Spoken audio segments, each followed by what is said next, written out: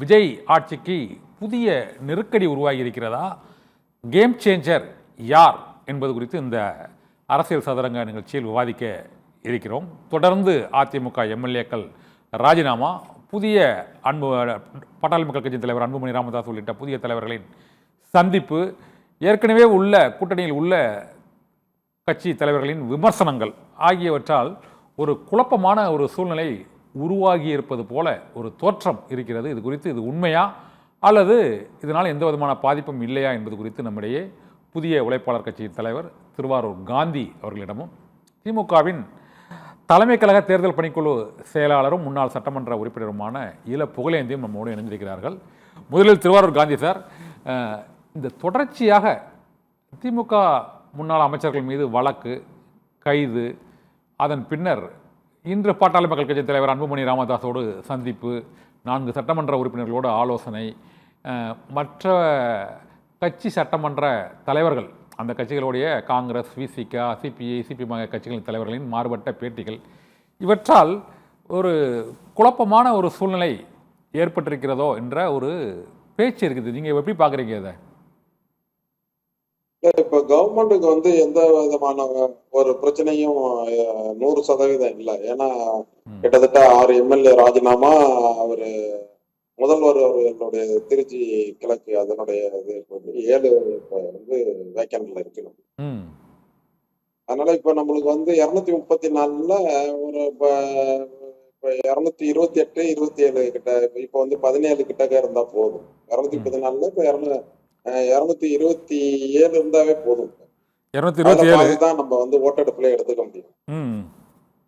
அதனால கவர்மெண்ட்டுக்கு இந்த கூட்டணியில இருக்கிற 2 எம்எல்ஏக்களோ இல்ல வேற கட்சியில 2 எம்எல்ஏ ஒரு பிரச்சனை வந்துச்சுன்னா கவர்மெண்ட்டுக்கு ஒன்னும் பிரச்சனை வர்றதுக்கான வாய்ப்புகள் ரொம்ப ரொம்ப கம்மி. இல்ல அடுத்த 6 மாதத்துக்கு எந்த பிரச்சனையுமே இல்லை. ஒரு நம்பிக்கை வாக்கெடுப்பு நிறைவு அப்படி கிடையாது. திடீர்னு இப்ப எல்லாரும் வாபஸ் வாங்கினாங்கன்னா என்ன பண்ணுவீங்க? அது ஒரு இது இருக்குல்ல, அது அப்படிலாம் சொல்ல முடியாது. ஒரு ட்ரிப் நம்பிக்கை 6 மாசம் வரைக்கும் நம்பிக்கை இதே கொண்டு வர முடியாதுன்னு ஒண்ணு கிடையாது. அது இப்படி கொண்டுட்டு வந்தா அதுக்கான வாய்ப்புகள் கிடையாது. அந்த கவர்மெண்ட்டுக்கான பிரச்சனை, கவர்மெண்ட்டுக்கு பிரச்சனையான வாய்ப்புகள் நீங்க சொல்றதுக்கு வர அப்படி ஒரு வாய்ப்பே இல்லை. இந்த சூழ்நிலையில இவங்க அப்படி யாரும் அந்த ஆதரவை வாபஸ் பெறக்கூடிய சூழ்நிலையில் காங்கிரஸ் கட்சியோ அல்லது விடுதலை சிறுத்தைகள் கட்சியோ இந்திய யூனியன் முஸ்லீம் லீக்கோ வெளியிலிருந்து ஆதரவு அளிக்கக்கூடிய கம்யூனிஸ்ட் கட்சிகளோ இல்லை. அது அந்த அளவுக்கு ஒரு பிரச்சனை முற்றி ஒரு பிரச்சனையும் போகவில்லை. ஆனால் தொடர்ந்து அந்த ராஜினாமா விவகாரம், மற்றபடி ஆட்சியை கவிழ்ப்பதற்கான முயற்சிகளை மேற்கொண்டாங்கன்னு கைது நடவடிக்கைகள், வழக்கு, இதெல்லாம் தொடர்ச்சியாக நடந்து கொண்டே இருப்பதற்கு என்ன காரணம் நினைக்கிறீங்க? வேற ஏதாவது புதிய திமுக அதை செய்வாங்க தானே. திமுக அதை செய்யறதுக்கான வாய்ப்புகள் அதிகம் தானே உங்களுக்கு. இன்னைக்கு கூட இப்ப ஸ்டீவன் குண்டம் எம்எல்ஏ நினைக்கிறேன், ஒரு ஆடியோ ரிலீஸ் பண்ணிருக்கிறாரு. இப்ப ஆமா ஸ்ரீகுண்டம் எம்எல்ஏ சரவணன். ஆமா. அப்ப என்ன அர்த்தம்? இப்ப நீங்க அந்த இதுக்கு ஏன் போறீங்க? நீங்க ஆட்சி அமைக்கும் போது திமுகவினுடைய தலைவர் என்ன சொன்னாரு? 6 மாசம் வரைக்கும் நாங்க ஆட்சிக்கு எந்த பிரச்சனையும் செய்ய மாட்டோம், நாங்க பொறுத்து இருந்து பார்ப்போம்னு சொன்னாரு. அப்ப சொல்றதுக்கு மீறி இப்ப ஏன் இந்த வேலையை செய்யணும்? அது மக்கள்கிட்ட உங்கள்கிட்ட இன்னும் கெட்ட பிரச்சனை உண்டாக்கும். ஏற்கனவே உங்களுக்கு பிரச்சனை. ஜெகத்ரட்சகனோட பையனை கூட உங்களால கட்சியில வச்சுக்க முடியல. திமுகவினுடைய கருவூலம்னு சொல்லிட்டு இருந்தீங்க.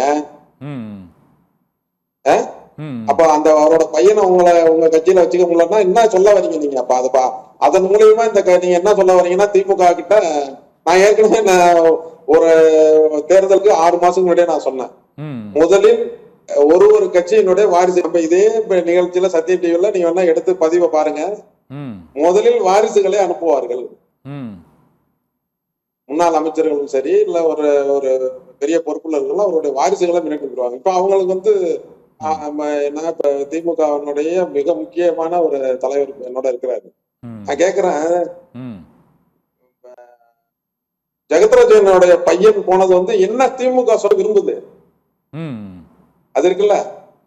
அது இல்லாம இப்ப என்ன பண்றாருன்னா, அவருக்கு அடுத்த மாசமா ஒரு 15ஆம் தேதி அவருக்கு ஒரு பிறந்த நாள் வருது ஜெகத்ராஜன்.